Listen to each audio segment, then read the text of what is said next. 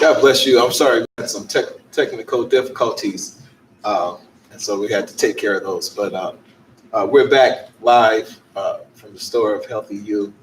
Just to finish up on the conversation, I'm not really for sure exactly where we got lost as far as our technical problems, but we were talking about the school system. Um, um, that we need to teach our children um, uh, to social distance, the mask, uh, teach our children how to go about their day. Um, Children are social creatures. So we have to now teach them that they're going to have to distance themselves. They're going to have to go about their school day a whole lot different. I am very certain that at some point in time this year, the students will be back in the building. Right now, they're doing the e-learning, but at some time, the students will be back in the building, and we need to teach them and tell them how to um, conduct themselves and go about their day. Also, as parents, we need to know our district. We need to know who's representing our district. We need to know the school board, who's on the school board, the president of the school board, the vice president. We need to know the school superintendents. We need to know the administrators, teachers, principal. So if we have a complaint, we can know who to talk to. We can't leave this up to them because some of the decisions that they're making is in the best interest of them. So we have to make decisions that are in the best interest of us. That's very important. We cannot assume or allow the facilitators to make the decisions for And us. sometimes you may feel like, well, I don't have a say in it, or my opinion may not count. But it might be that very moment that it does. Speak up. Let somebody know how you feel. A lot of times they're offering surveys to ask how you're feeling or what you're thinking. Take a couple of minutes and fill out that survey and let your district know, let your school know, your principal know how you feel concerning every situation or every decision that they're making, particularly about the coronavirus. And so it's up to us. It's not up to the schools. It's up to us. Another thing, parents, if you're not comfortable with the arrangements, say something. This doesn't have to be a delinquent type situation. Let your concerns be made known to the proper people. Because school is going on, Right, with you or without you, right. And so we still want to put our children in the best possible way to be successful. So know who's representing you, which means you have to vote. You got to vote. You need to go to school board meetings. You need to go to PTA meetings to find out exactly what's going on. And don't take what they tell you for granted. Right. Don't take it as face value because they may not tell you the truth. It may be a lie in what they're saying. Or, like for example, they said the bus would be in the neighborhoods for the Wi-Fi. They never said that the children would have to come on the bus. So it's not always the whole truth. It's not always the whole It's truth. just part. So you have to be careful.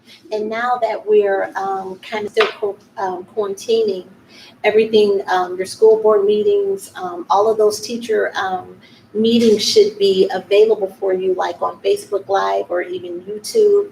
They're giving us the opportunity to type in our questions, whatever those questions may be, whatever your grievances are. Another thing I wanted to say too, if you're having trouble with e-learning, get on the phone, call that teacher, email that teacher. If your child is having trouble in math or need extra support in reading, let your teacher know there are extra people hired on, paraprofessionals, extra people to give your child that extra help, and if they need a one-on-one or even in small groups, you have to say something. Don't just accept what's given to you.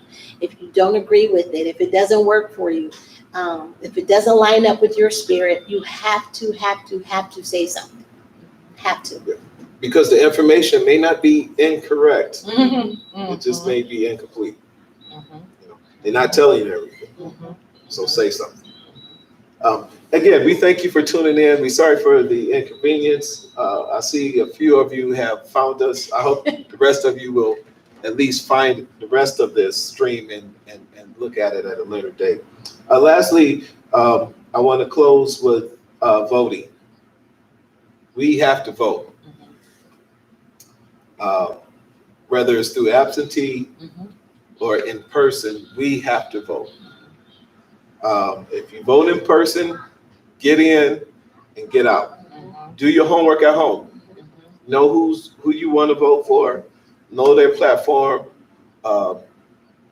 And you all, we shouldn't just vote Democratic. We vote the platform that's conducive for us and what we need in our neck of the woods. Mhm. And so do your homework. Know who's running. Know their platform. Get in there and get out. I think we have up until, what was that, September September. for the absentee vote. We can't leave it to the police. We definitely cannot leave it up to the police. We can't leave it up to the politicians. We definitely can't leave it up to the president. Just can't do it. And they're counting on you voting what you hear the most.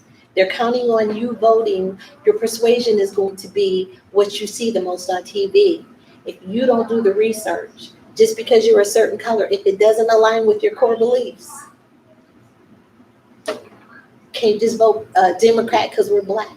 Look at the fine print. Read the fine print. And again, we can't leave it up to the politicians. They've been killing us. That just ain't started. The police has been killing us for as long as we can remember.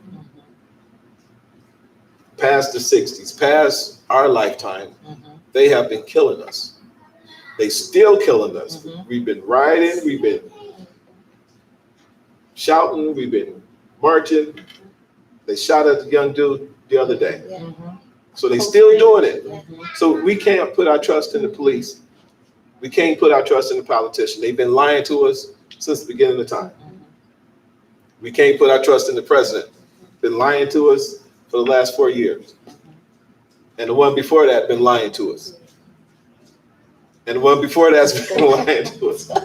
And so we have to get on our knees and pray. Period.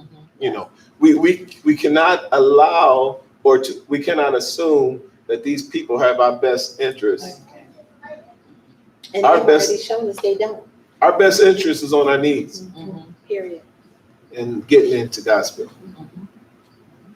That's all I have today. I thank you for being with us. In closing, my last remarks, pray for our president, pray for our superintendents, pray for our governments, those people that have the powers to make decisions. We have to really, really pray.